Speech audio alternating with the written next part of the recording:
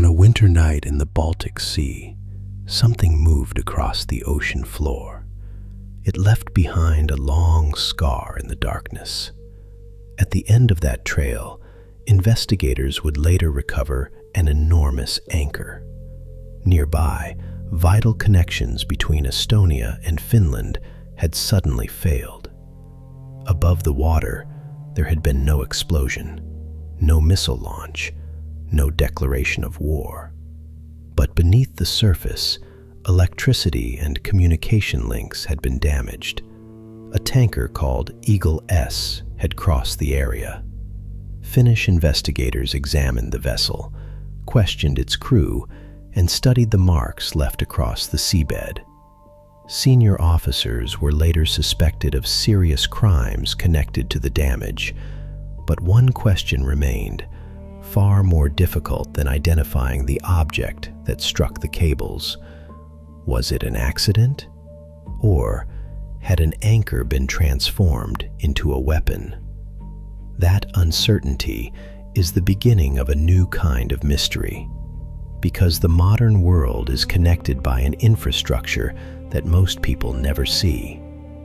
When we send a message across an ocean, transfer money between countries, join an international video call, or access information stored on another continent, the signal does not simply disappear into the cloud.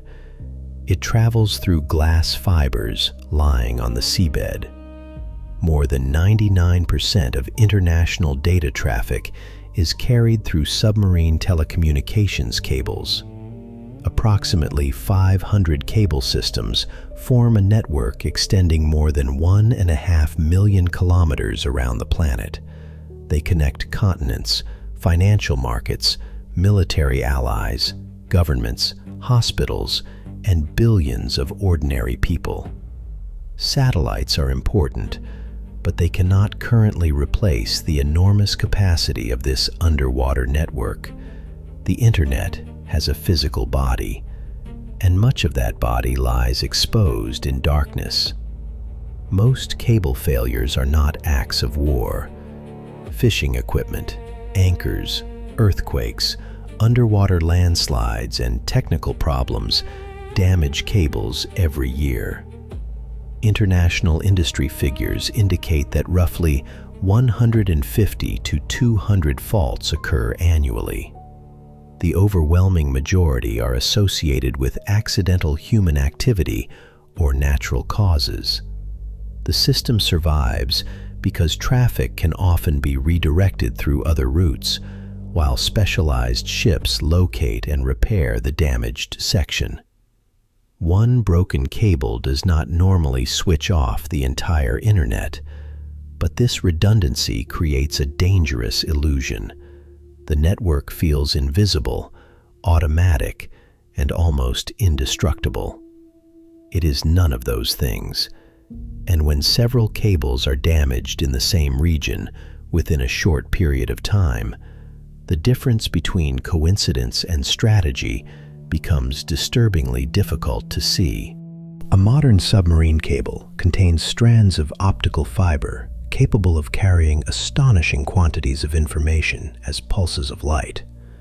Near coastlines, where anchors and fishing equipment pose the greatest danger, cables can be protected with steel armor and buried beneath the seabed. In deeper water, they are generally lighter and less heavily protected. The ocean itself becomes part of their defense. Few vessels can reach them, fewer still can locate them precisely, and operating at great depth requires specialized equipment.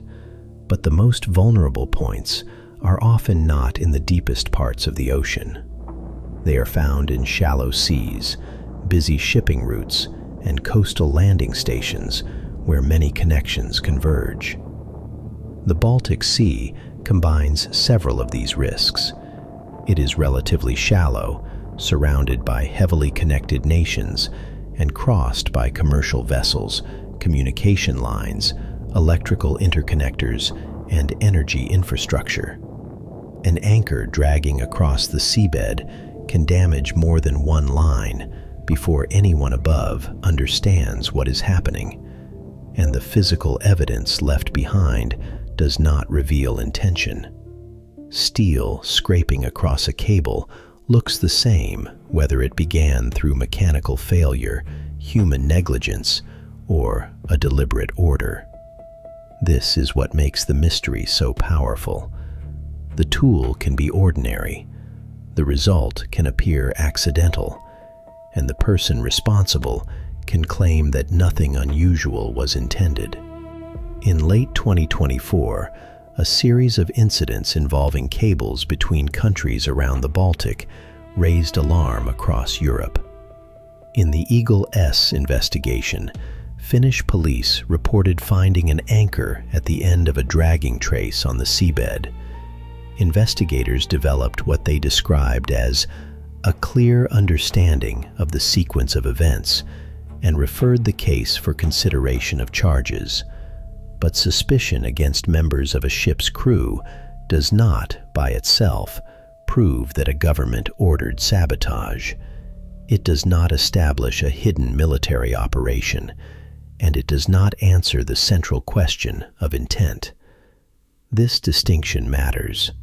A responsible investigation must separate what the seabed can demonstrate from what fear encourages us to imagine. The damage was real. The trail was real. The anchor was real. The larger story behind them remained uncertain. That uncertainty exists in a space military analysts sometimes describe as the gray zone. It is the territory between peace and open war. A cyber attack, a damaged pipeline, a disrupted navigation signal, or a severed cable can pressure an adversary without crossing the obvious threshold of armed conflict. If the target cannot prove who ordered the action, retaliation becomes dangerous. Respond too weakly, and the attacker may feel encouraged. Respond too aggressively, and an accident could become the beginning of a real confrontation. In January 2025, NATO launched an activity called Baltic Sentry. Frigates, maritime patrol aircraft, surveillance systems, and naval drones were assigned to strengthen the protection of critical underwater infrastructure. The response revealed how seriously governments now view the problem.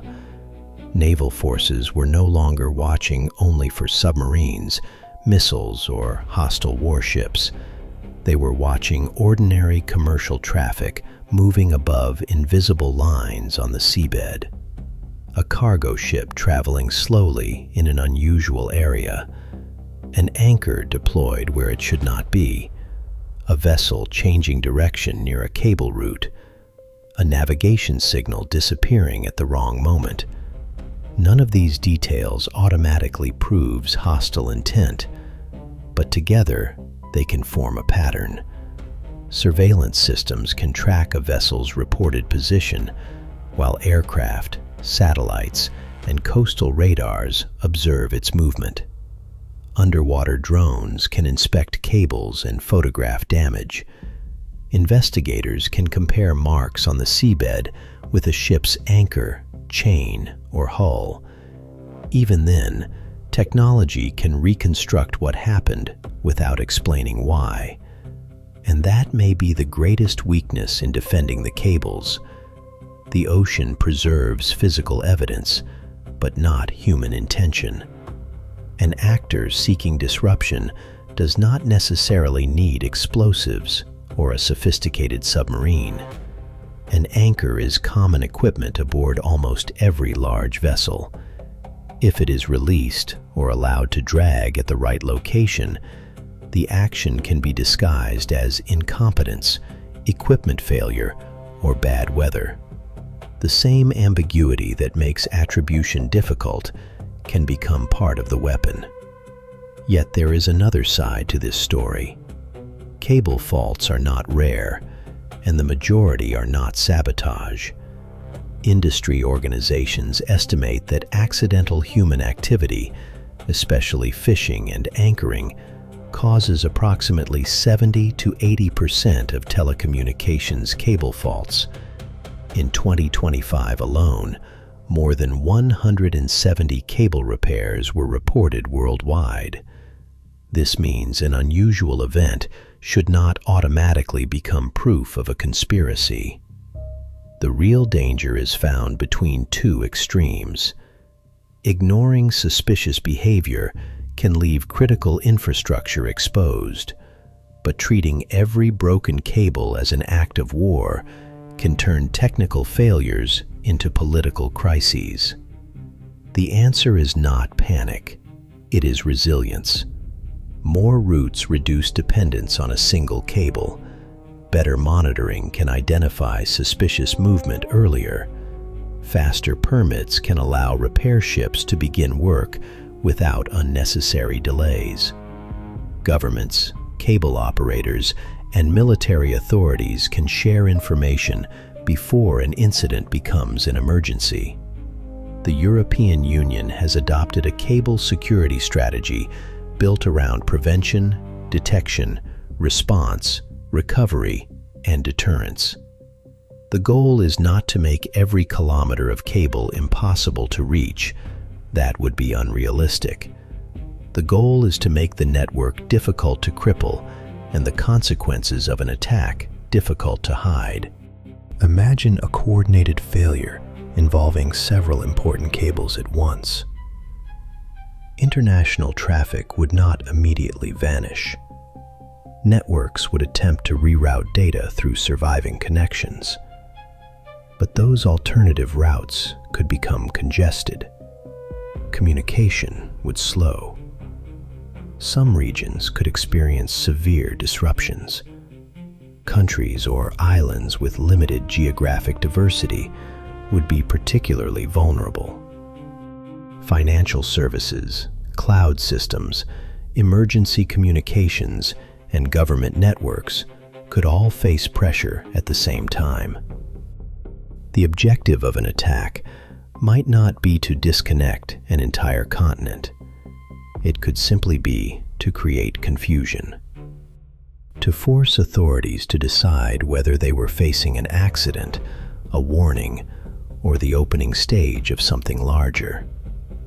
And while they hesitate, another cable could fail. This is why the most frightening possibility is not a spectacular explosion beneath the sea. It is a sequence of quiet incidents, each one small enough to be explained, each one uncertain enough to delay a response, each one placing greater pressure on the remaining network. The mystery is also growing more complicated because ownership of the underwater internet is changing. Technology companies, telecommunications providers, international consortia, and governments all depend on the same global seabed. New cables are being built to satisfy the enormous demand created by cloud computing, streaming services, and artificial intelligence. The network is expanding. So is the number of places that must be monitored, repaired, and protected. At the same time, the tools used for surveillance are becoming more advanced. Artificial intelligence can search vessel movements for unusual patterns. Autonomous underwater vehicles can patrol important routes. Distributed sensors may detect changes in vibration or pressure near a cable.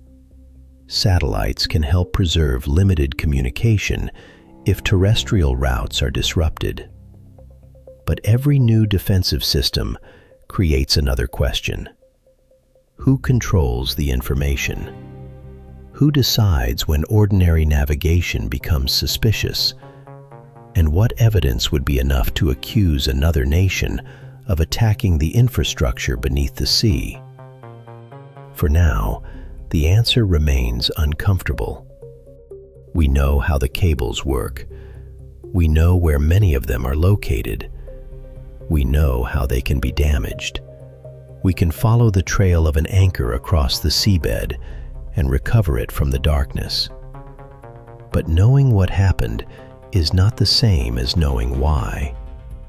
Perhaps some incidents are exactly what they appear to be: accidents produced by crowded seas, exhausted crews, and mechanical failure. Perhaps others are tests, small experiments designed to measure how quickly a country detects the damage, how long repairs take, and how governments respond under uncertainty. The ocean does not reveal which explanation is correct. It only preserves the scar. Above it, ships continue crossing the Baltic. Below them, pulses of light carry conversations, money, memories, and secrets from one continent to another. The next conflict may not begin with a missile appearing on radar. It may begin with a single signal disappearing beneath the sea. Thank you for watching. If this story made you see the world from a different perspective, subscribe to Silent Nature Mysteries. More mysteries are waiting to be discovered.